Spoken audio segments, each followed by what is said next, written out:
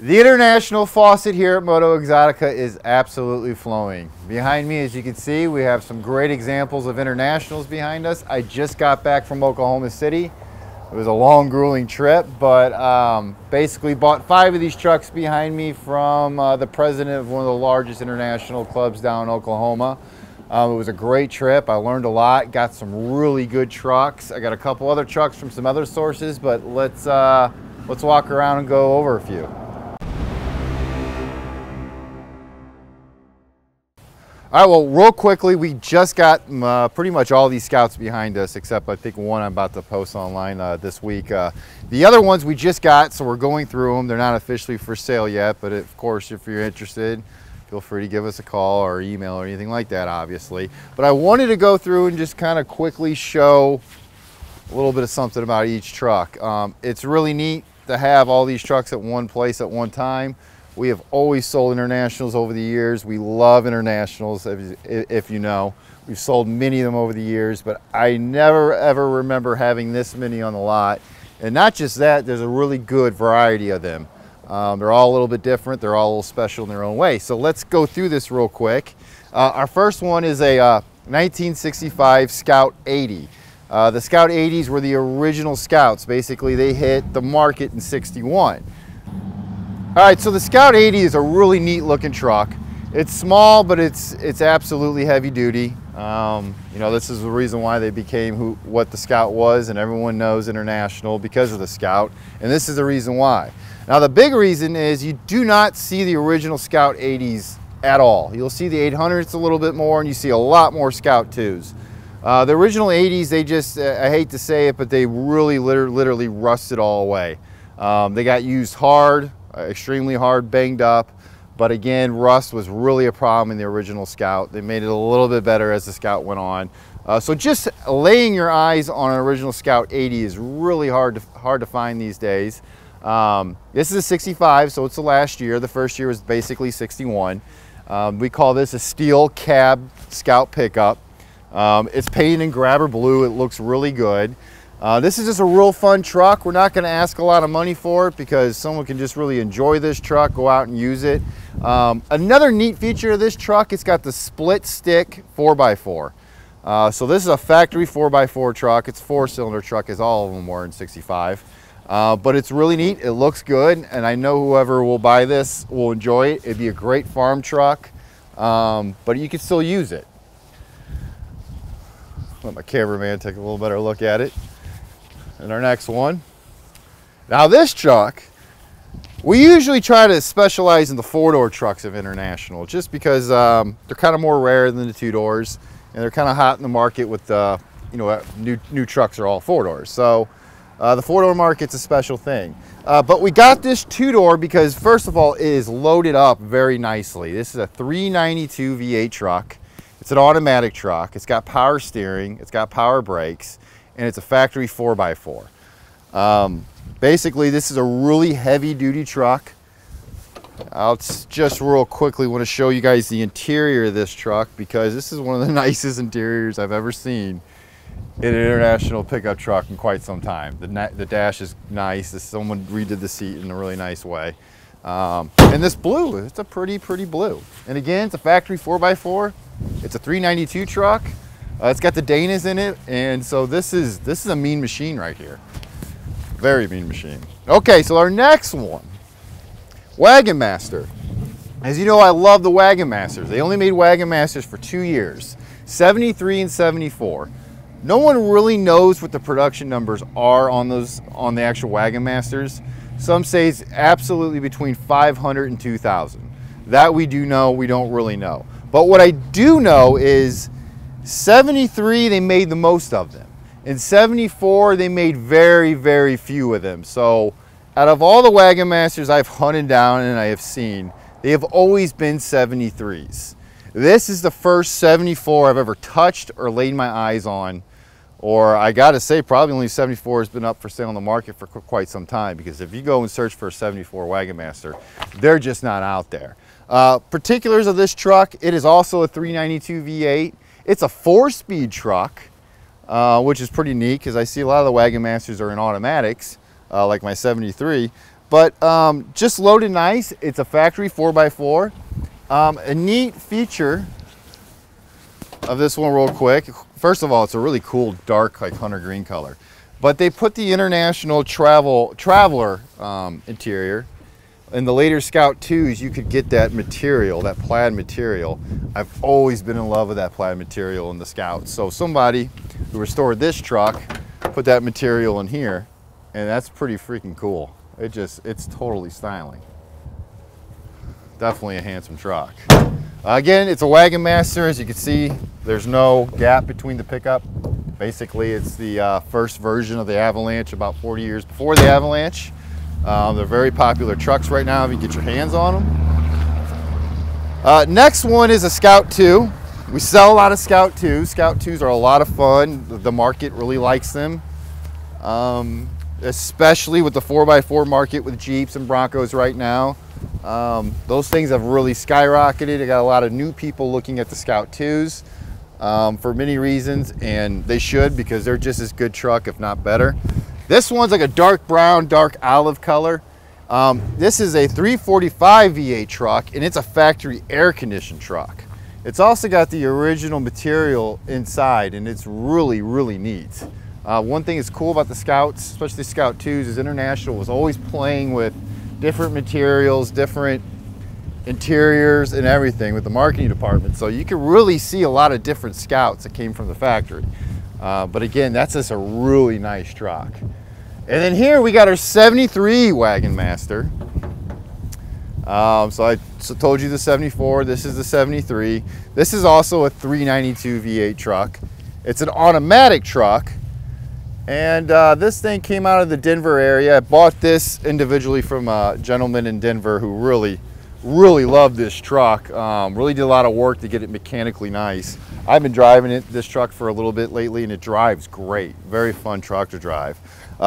Really cool with the 70s wood, simulated wood on the side. Definitely got that Grand Wagoneer, that 70s look. This truck gets a ton of attention, absolutely ton of attention.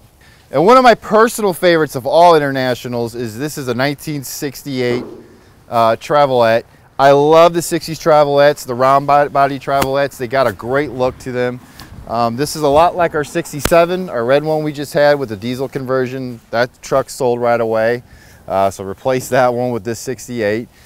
This truck originally was a utility truck in the state of Arizona, so it's nice and dry all the way throughout. The gentleman that restored it had it match his company colors. It's got a really, door's locked.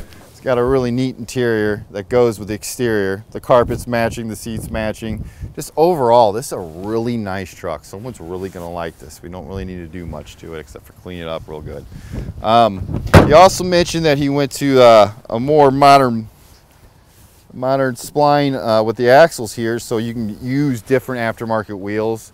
If you know Internationals of this vintage, sometimes they can be hard to find wheels, but not this truck. That's been figured out. But overall, it's a really neat Travelette. Don't see many of them. And the next one is this is a 76 Scout 2. This is kind of a special truck.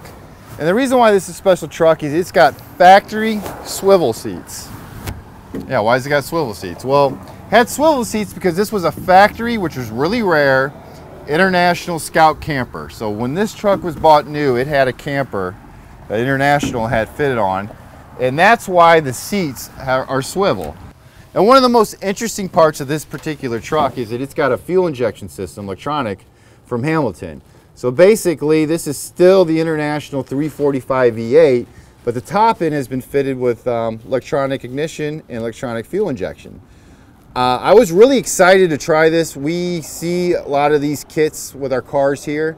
Have not seen the Hamilton system before, and I was told how it works. You send in the distributor, you send in your gear ratios, you send in all your information in your truck.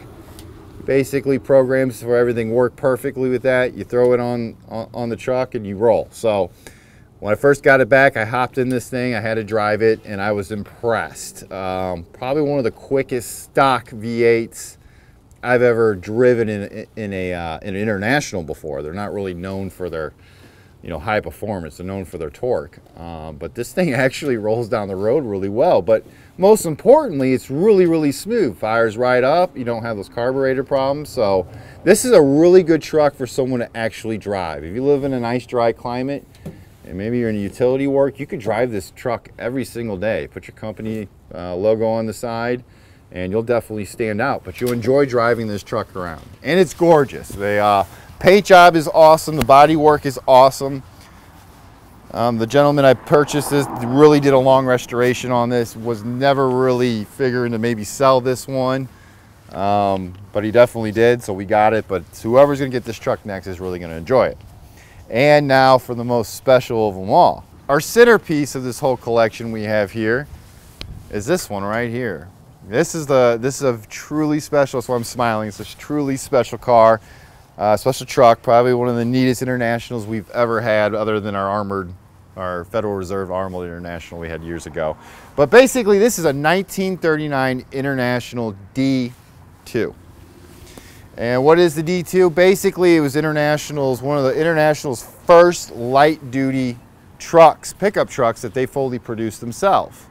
The D1, which was in the early 30s, really was their first light pickup trucks that they could sell out of their dealer network to farmers. But the original D1 was actually made by Willys. And International at the time was only making very large trucks, heavy equipment trucks. They needed a small truck to put out in their dealer network to sell to the farmers because they were getting beat out by GMC, they were getting beat out by Ford. And so they went to Willys, got something on market, and it was very successful. After the D1, International then came out with the C Series, which was basically the first truck that they made themselves.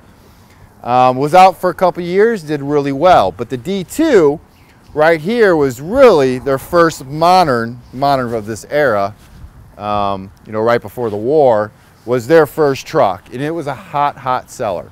Very, very popular all across the country. Farmers love these trucks. They were workhorses. This particular truck is just got all the soul and character in the world. I could sit here all day telling you neat things I know about this thing. But particular, what's really cool, it's got the optional 4-speed. I bought this car and five of these trucks you see here from one individual in Oklahoma. He's basically a very fine gentleman who's the president of one of the biggest international clubs down there, so he knows his internationals in and out. He bought this from a lady who basically had it in her farm family for a long time. And then she bought it, that family bought it from another farm family in Oklahoma. So we're pretty sure that this truck has been in the Oklahoma City area basically since new. And also, as you walk around, there's a couple details giving it its history of where it's been and all that good stuff. But most notably, this truck is really original. It might have been repainted. It might be original paint. It's kind of hard to tell. If it was resprayed, I would say it was resprayed in the 50s or 60s. But what's really neat, all the hard trim is there. The International here, you cannot find this stuff. You just can't. Really neat part. Of course, International logo is just awesome. Real quick, cameraman, show them like this, because this is from all the character hits of opening and closing this hood over decades of use. This truck was used. This was a farm truck. So it's got dents, it's got dings, but they all have a story. You even got a ding right here in the stick metal up here from a blowout sometimes. I bet you this was from a blowout before I was even born. Pretty fascinating, but you'll see all kinds of things like this. Really cool is it's got its true original International hubcaps. Very hard to find for the D2 series. After the D2 and the KB series came out, they got a little bit larger. I do have the 4 correct. My spare tire has a larger one, so I know it's coming from a KB series, so it's not correct. But the 4 that are on the ground are the real D2 International hubcaps. Let's just take a peek inside real quick. This thing runs really nice. It brakes. The quartz gauges are still there. Again, it's the optional 4-speed, which is an optional 4-speed was a big deal in the late 30s in a pickup truck, especially a light pickup truck. I'll kind of go over some other things and I'll tell you some things I found inside this. This bed here is special because it's the original bed. And second, this bed was made by International. International on these D series did not make all their pickup beds. They contracted a lot of them. But indeed, we know this is an International made bed. It's original to this truck, as you can see. It's been used, but it's actually in pretty good shape. You really got to come back to the rear and see the original tailgate. It's not pretty, but it shows, oh man, decades and decades and decades of farm work. And it's still surviving. I mean, this is a testament of why International is who they are and why so many farmers and so many workers absolutely love these trucks. So I love seeing the character of that. You walk around the whole truck, it's just really, really cool. When I got it back, I was going through the glove box, found all kinds of neat old things. First of all, I have an Oklahoma inspection sticker from the 70s. I did find this old inspection from 75. Actually, I think this is the last inspection certificate with the sticker that's on the window. So I still have that. That's pretty neat. And it's a lady's name. It's Bonnie. And I've told Bonnie owned this car for a really long time. And also the mileage goes with the mileage. So it's got 54,000 miles in the 70s. And now I think it's got 55,000, so not too much, not too many miles have been added since the 70s on this truck. Another really neat thing, since I know these are owned by farmers, is this is a Minneapolis Moline box. It's original, pretty neat. And what this was a settlement bowl. Settlement bowl for like a tractor.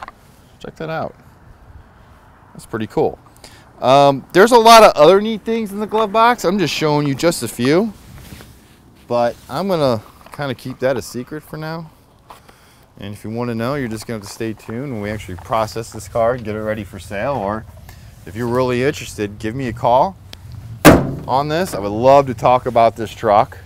Underneath this truck is really, really dry. It's muddy and dirty, but it is absolutely dry in the way you want to see. Just want to talk about that real quick. I have not seen many D2s out there. I've seen a couple restored ones. In my past 10 years, I could think of two. And I saw a red and black one sell for a lot of money. These trucks are very desired. But in this state, with all the character, all its story, I just stare and stare and stare at this thing. I think this is a really special truck. If you're an International collector, this is your missing piece right here. And I went and restored this thing. You can get in this truck right now and you could drive it down the street, go get it ice cream, go show it off. When I was coming back with my all these other Internationals on my truck, every time I stopped, everyone gravitated to this truck, including myself. I find myself staring at this all the time. I haven't had a car this cool this year since we had our Shelby GT 500. That was a barn find, basically. That was also completely original. I love that car for the same reasons, and this thing has the same character, but this is even way older. So that's kind of the story on all these Internationals. Again, I want to shout out to Floyd Eason. He was the collector that we bought a lot of these down in Oklahoma City. Awesome hospitality. I went down there, looked at his other Internationals, learned a lot from him.